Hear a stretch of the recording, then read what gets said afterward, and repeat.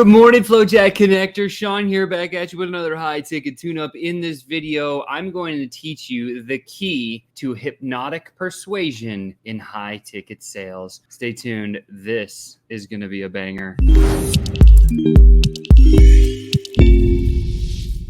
What's happening, FlowChat connector? Sean here, back at you with another high ticket tune-up. Pow! Hope you're having a great day. It is Tuesday. It is Turkey Week. Hope you're ready for a wonderful week this week, and your deals are closing like crazy. Today, what I want to talk about specifically is this: the key to hypnotic persuasion in high ticket sales. A lot of people say, hey, Sean, how do I persuade? How do I convince? How do I manipulate? Now, manipulation is not really the positive word that you want to use. However, it is important as a sales professional that we hold ethics. So the stuff that I'm going to teach you today, you have to promise me you use it only for good, never for evil.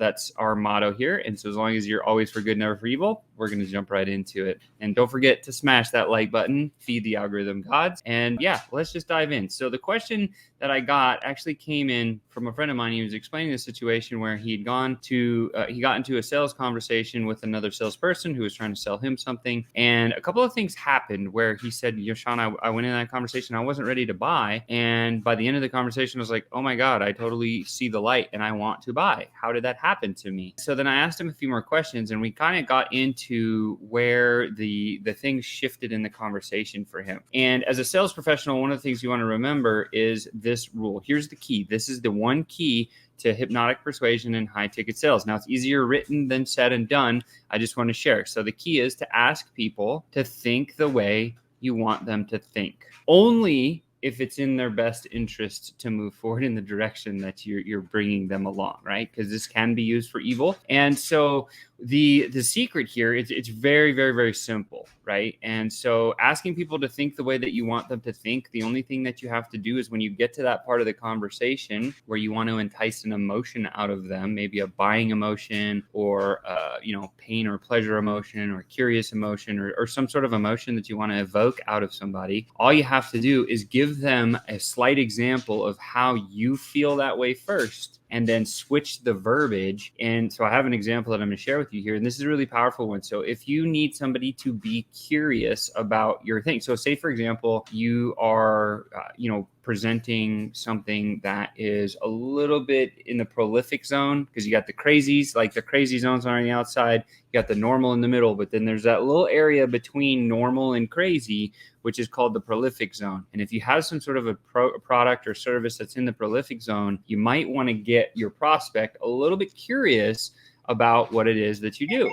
And so if that's the case, when you get to this, you say, hey, well, when I first saw this product, I got really curious. And then you say this: when I feel curious, I have a buzzing in my head and I feel drawn into the subject with a sort of an itch that you just can't scratch, having to find out more. How close is this to you when you get curious? How do you feel curious? Describe it to me. And all of a sudden, what I've done in sharing this emotion, right? Because people buy emotionally and they justify logically. Don't forget that. People buy emotionally, they justify logically. And if we can implant a little idea of how we feel in a certain emotion, this one is a curious example, then we can get them to say, oh, well, no, I don't quite feel that way when I'm curious, but when I get curious, I feel this way. Oh, that makes a lot of sense. And so now I know how that person needs to feel when they feel curious. And since I'm talking about curious and I linked it back to my product, hey, when I first saw this, I got really curious. This is how, when I get curious, this is how I feel. And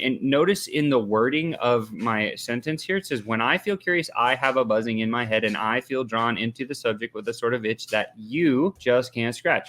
So what I've done here is I started it with me. So like I, and then halfway through the sentence, I switched it into you, right?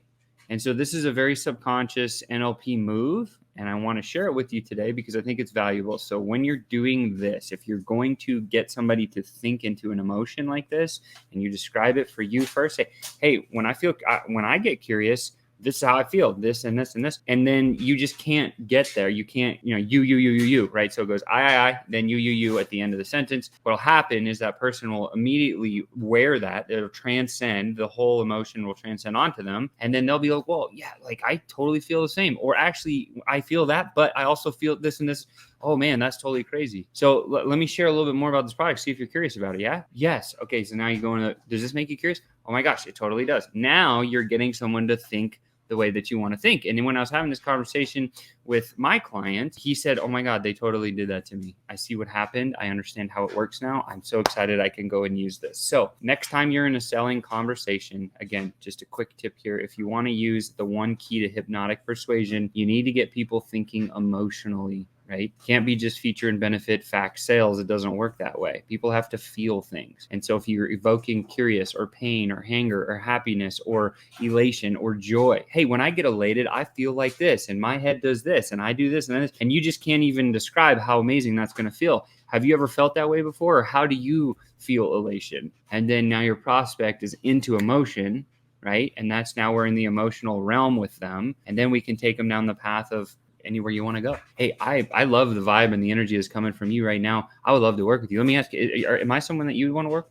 Oh my God, yes. Good. Guess what? You just got an emotional close. Okay, great. Let's just figure out the rest of the details. Then you go into budget and buying process and all the other good stuff. And that is the secret to hypnotic persuasion and high ticket sales. You got to evoke emotion by sharing. Hey, ask people, again, the key to this is asking people to think the way you want them to think. Asking people to think the way you want them to think is going to get them into an emotional hypnotic trance in which you can lead them to the best solution that's going to help them to grow in their world. Remember, super powerful stuff here, only for good, never for evil. And if you like this one, please smash that like button, share it out to the algorithm so that we can feed the algorithm gods and get more people to see this. And don't forget to subscribe to the channel. You've just been tuned up. There's a FlowChat connector inside of each and every one of you, and I can't wait to pull it out.